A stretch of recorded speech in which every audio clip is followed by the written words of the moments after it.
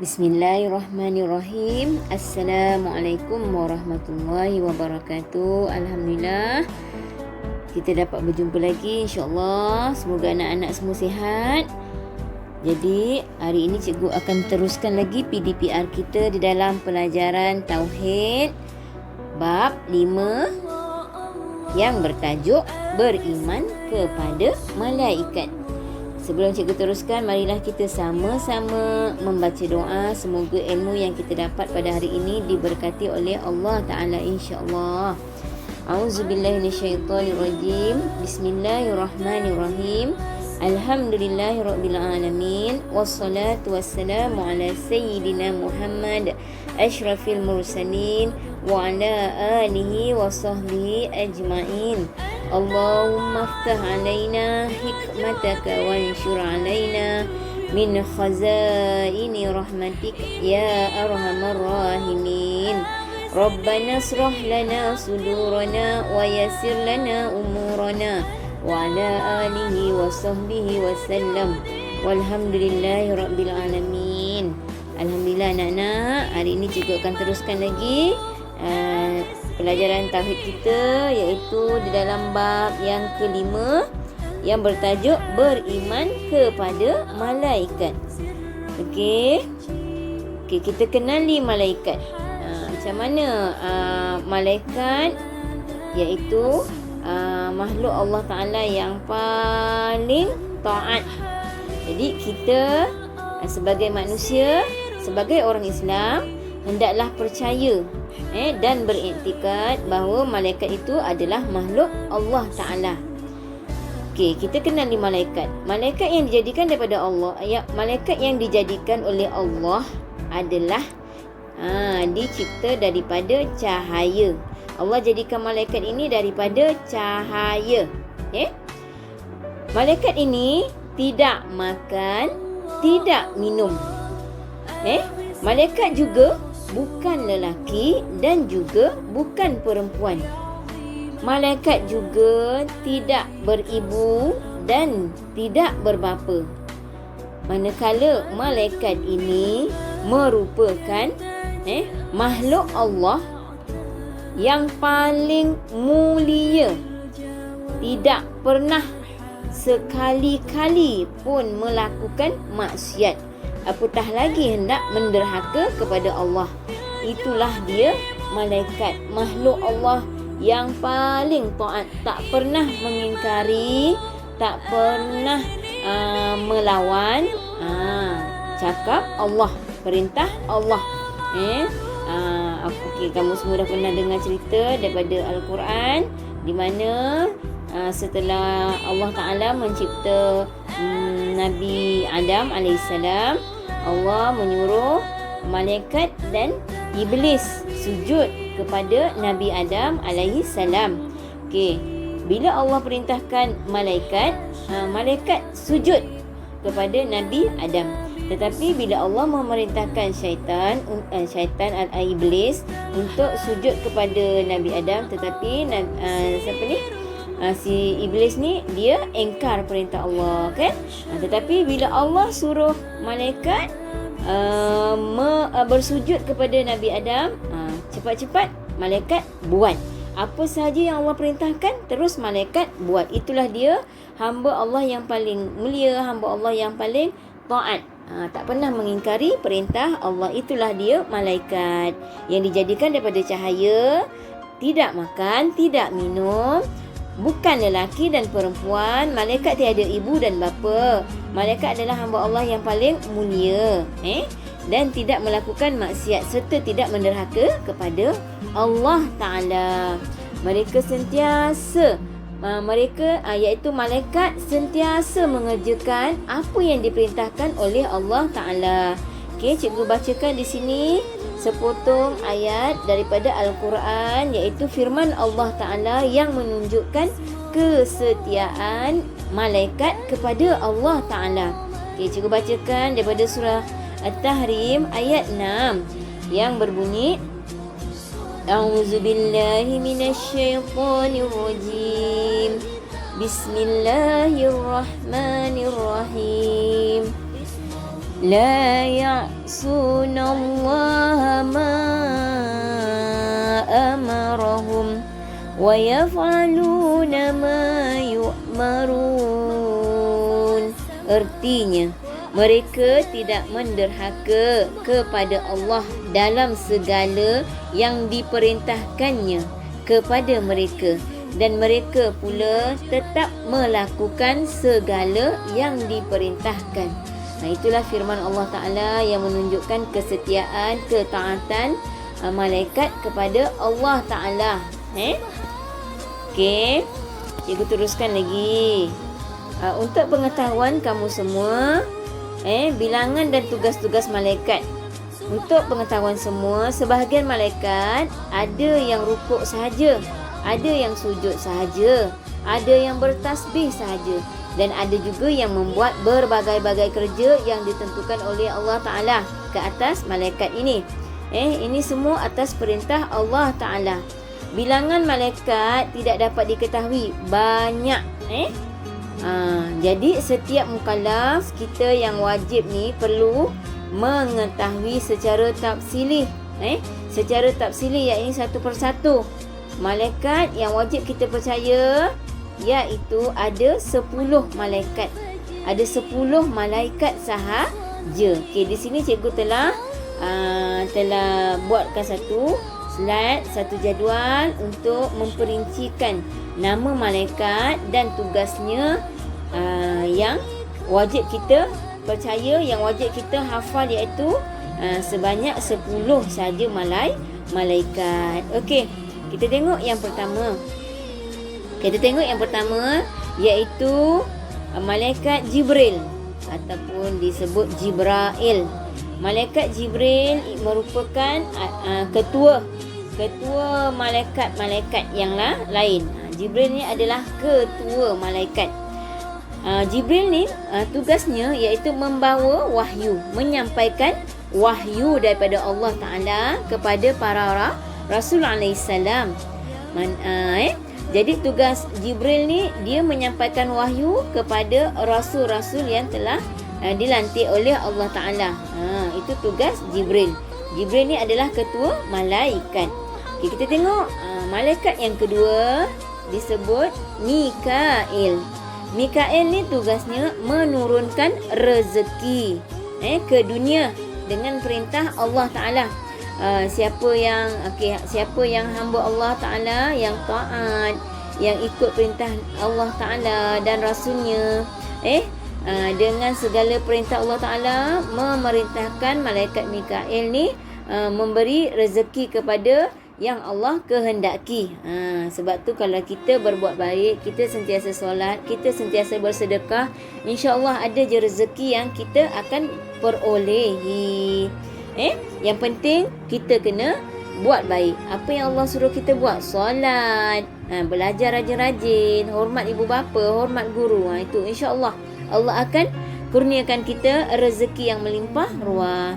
Okey, itu tugas malaikat Mikail yang ini menurunkan rezeki. Okey, terusnya malaikat yang ketiga iaitu malaikat Israfil. Malaikat Israfil ni tugasnya iaitu meniup sangkakala. Malaikat Israfil ni dia meniup sangkakala sebanyak 2 kali tiupan. Sekali mematikan tiap-tiap yang bernyawa, dan kali yang kedua untuk menghidupkan semula. Itu tugas malaikat Israfil. Okey, kita tengok tugas malaikat yang keempat iaitu malaikat Israel. Tugas malaikat Israel iaitu mengambil nyawa. Mengambil nyawa. Siapa yang bernyawa pasti akan mati. Itulah Allah perintahkan malaikat Israel cabut nyawa yang Allah kehendaki. Kita tak tahu bila kita mati, tapi kita sebagai orang Islam kita kena bersedia daripada segi fizikal, daripada segi mental, rohani dan jasmani. Siapkan diri kita dengan amalan yang soleh. Banyakkan diri kita ni melakukan amalan-amalan yang baik, insya-Allah. Apabila malaikat Israel mencabut nyawa kita, apabila kita ni adalah hamba Allah yang taat, yang baik, insya-Allah kita akan dipermudahkan oleh Allah Ta'ala. Kita akan dipermudahkan oleh Allah Ta'ala apabila di saat-saat hari kematian kita. Kalau sebaliknya, kalau kita banyak dekat dunia ni banyak berbuat jahat, selalu engkar perintah Allah, perintah Rasul, ayah ibu, nanti malaikat Israel bila mencabut nyawa kita susah sangat, nazak sangat kan.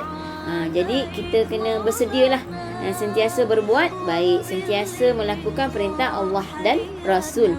Okey, seterusnya malaikat Malik. Malaikat Malik ni tugasnya ialah menjaga neraka. Kita dah belajar dah. Awak pun dah belajar malaikat ni macam mana ciri-ciri malaikat Malik ni. Dia bengis, dia garang. Malaikat Malik ni garang, bengis. Tak pernah pun senyum. Sebab dia menjaga neraka. Orang ni malaikatnya kena garang, kena gagah, kena tegas, kena bengis. Okey, jadi Malik ni tugasnya menjaga neraka. Okey, kita tengok yang keenam, malaikat Ridwan. Malaikat Ridwan ni kerjanya, tugasnya menjaga syurga. Allah telah perintahkan malaikat Ridwan menjaga syurga. Okey, seterusnya yang ketujuh dan yang ke-8. Okey, kita tengok yang ketujuh. Yang ketujuh malaikat Raqib. Malaikat Raqib ni dia tugasnya menulis amal kebajikan. Duduk di duduk di bahu kanan kita. Yang manakala malaikat Atid dia menulis kejahatan. Allah telah memerintahkan malaikat Raqib dan Atid ni suruh awasi gerak-geri kita. Kalau kita melakukan kebaikan, walaupun sekecil zarah, malaikat Raqib akan tulis kebaikan kita. Akan tulis kebaikan kita lah. Ataupun contoh kalau kita memungut pelepah kelapa, di tengah-tengah jalan kita ambil ataupun ranting-ranting kayu ke sampah ke ataupun kotak yang menghalang jalan orang, kita ambil, kita ketepikan, dapat pahala yang besar di situ. Okey, manakala kalau malaikat Atid, kalau kita melakukan kejahatan, malaikat Atid akan tulis. Sebab tu kita kena sentiasa melakukan perkara kebaikan dan tinggalkanlah perkara kemungkaran. Sebab Allah telah memerintahkan malaikat Raqib dan Atid ni mengawasi pergerakan kita. Okey, kita tengok malaikat yang ke-9 dan yang ke-10. Malaikat Munkar dan Nakir, sama je kerja dia ni, iaitu tugasnya menyoal orang mati dalam kubur. Ingat, kita kalau dah mati dengan cara apa sekalipun, malaikat Munkar dan Nakir tetap akan soal kita. Okey, itu dia 10 malaikat yang wajib kita ketahui. Tolong hafal nama-nama malaikat dan tugas-tugasnya. Mana tahu keluar peksa, apa dia tanya nanti, apa tugas malaikat Israel. Kena jawablah apa tugas malaikat Israel, iaitu mengambil nyawa. Okey, cikgu teruskan lagi. Okey, di sini kita boleh lihat manusia boleh melihat malaikat. Manusia boleh melihat malaikat. Okey, sekiranya keadaan malaikat itu berupa seperti asal. Kalau manusia melihat manusia tu melihat malaikat berupa seperti asalnya, ialah malaikat daripada cahaya kan. Kalau kita lihat, nescaya manusia tidak boleh melihat melainkan para anbiya kerana jisimnya yang terlalu halus. Jisimnya yang terlalu halus. Manusia tidak boleh melihat rupa asal malaikat kerana jisimnya yang terlalu halus. Hanya Allah sahaja yang mengetahui. Okey. Selain itu,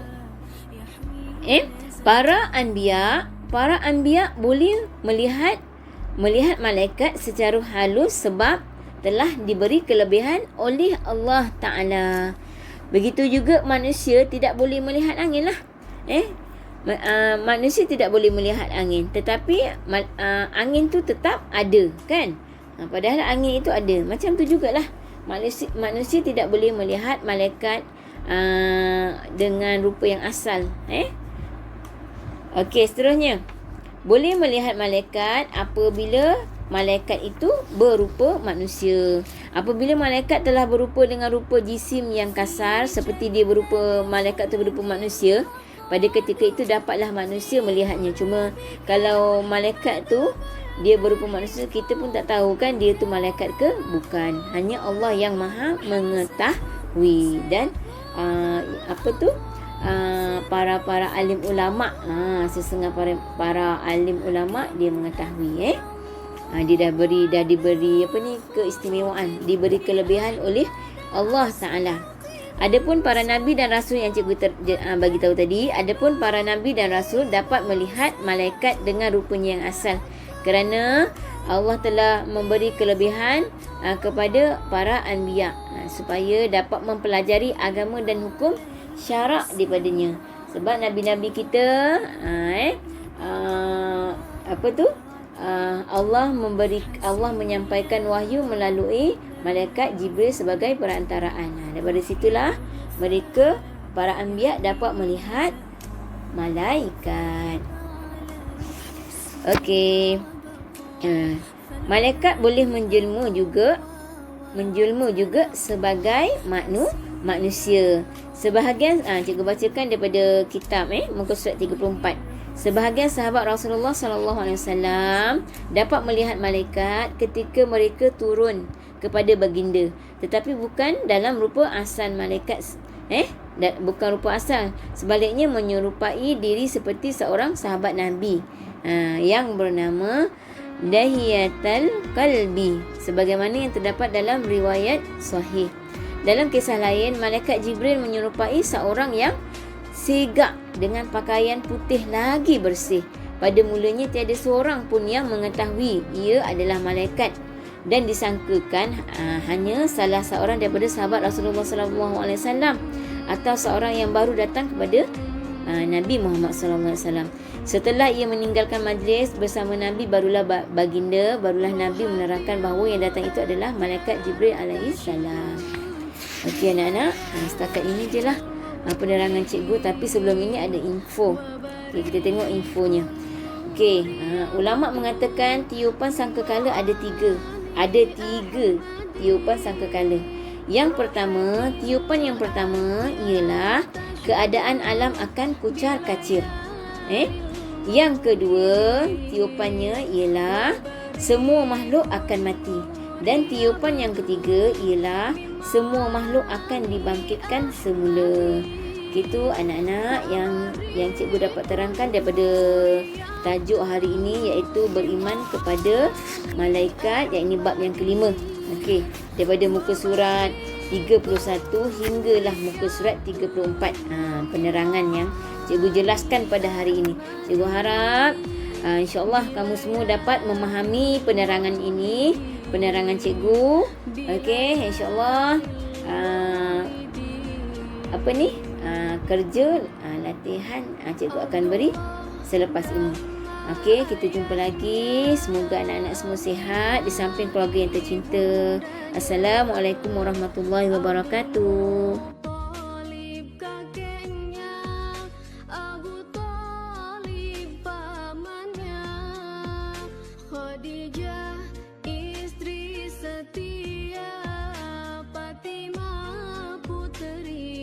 Cinta semua bernasab mulia, dari Quraisy ternama. Inilah kisah sang Rasul yang penuh suka duka. Inilah kisah sang Rasul yang penuh suka duka, yang